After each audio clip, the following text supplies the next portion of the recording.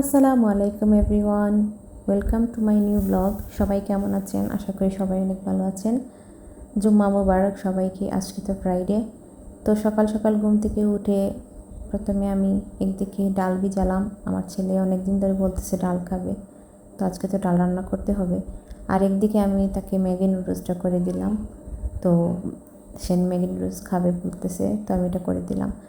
আর ওইদিকে বাজারও চলে আসছে, তো বাজারে গরুর মাংস নিয়ে আসছেন আজকে। তো আমি এগুলোকে ভালো করে পরিষ্কার করে কেটে কুটে ধুয়ে রাখলাম। তারপর নামাজের টাইমও হয়ে যাচ্ছে, তো প্রথমে আমি ছেলেকে সাবান করানোর পরে আমি রেডি করেই তো মসজিদে দিচ্ছি। নিচে আমার আব্বু দাঁড়ানো আছেন, তো আব্বুর সাথে আজকে সে মাজারে যাবে, শাহ মুস্তফা মাজারে, ওখানে জুমার নামাজ আদায় করবে। তো এই তো সে চলে গেল, আর আমিও কিচেনে চলে আসলাম। এসে আমি ডালের মধ্যে সব মশলা দিয়ে ডালটাকে বসিয়ে দিলাম।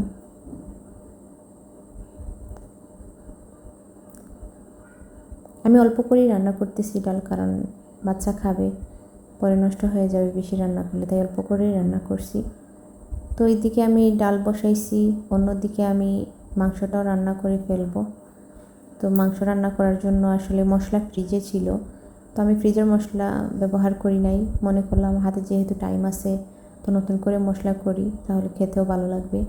তাই আমি অল্প অল্প করে এই একটা তরকারির জন্যই আমি কিছু পেঁয়াজ, আদা, রসুন ব্লাইন্ডার করে নিছি।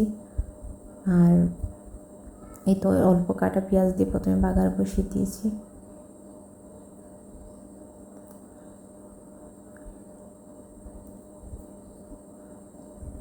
তো আমি এগুলো রান্না করতেছি।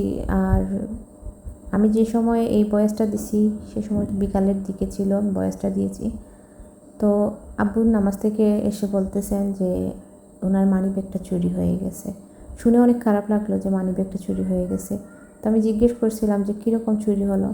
তো আব্বু বললেন যে আমি নামাজ পড়তেছি, পরে নামাজ শেষে যখন আমি মসজিদে দান বক্সে টাকা দিব, তখন হাত দিয়ে দেখি আমার মানিব্যাগ নাই।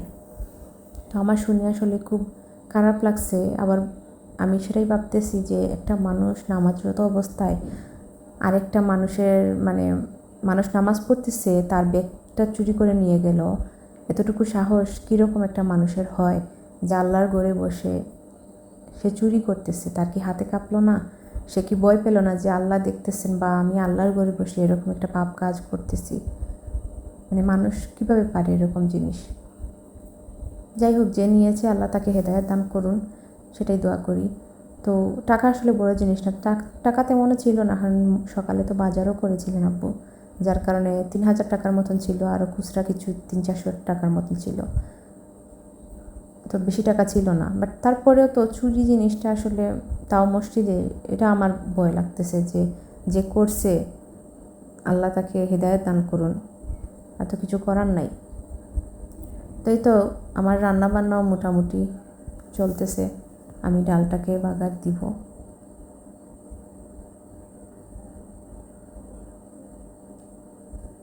যে ডাল বাগার দেওয়ার জন্য সব কিছু দিয়ে আমি এখন ডাল দিয়ে দিব। এই তো আমার ডাল বাগার হয়ে গেছে। তো ডাল বাগার দেওয়ার পরে আমি ওইদিকে মশলাও কষাইলাম, মশলা কষানো হয়েছে, এখন আমি মাংসগুলো দিয়ে দিব। মাংস দেওয়ার পর আমি ভালো করে মাংসটাকে কষাবো।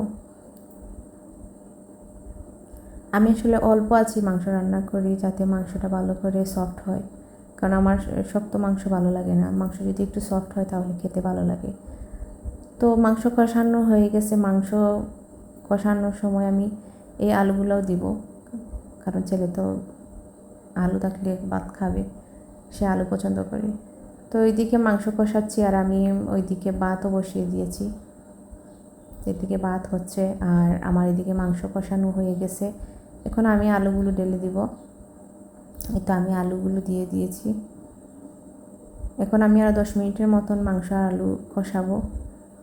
কষানোর পরে আমি মাংসের মধ্যে পানিটা দিব। তো আমি হিটারের মধ্যে পানি গরম দিছি, হিটারে পানি গরম হচ্ছে, আমি গরম পানি দিই মাংসের ঝোলটা দিব। তো রান্না করতে করতে এদিকে আমার ছেলেও চলে আসছে। তো সে আমার সাথে মজা করতেছে, কলিং বেল দিয়ে সে ছাদের দিকে উঠে যাচ্ছে। আমি ওকে খুঁজবো, ও আসে নাই। তো ও উঠতে উঠতে আমি দরজা খুলে ফেলছি, তো আমি দেখে ফেলছি ও যে ছাদের দিকে উঠতেছে। তো আমি বললাম, উঠে আর লাভ নেই, আমি তোমাকে দেখে ফেলছি। তো সে হাসতে হাসতে আবার চলে আসছে, মানে আমাকে সে ভয় দেখাতে চেয়েছিল, কিন্তু আমি তো দেখে ফেলছি, তার আর ভয় দেখানো হলো না। সে আমাকে বলতেছে, আরও একটু পরে দরজা কেন খুললে না, তাহলে তো তুমি আমাকে খুঁজতে আমি কোথায় গিয়েছি। তো সবাই ভালো থাকেন।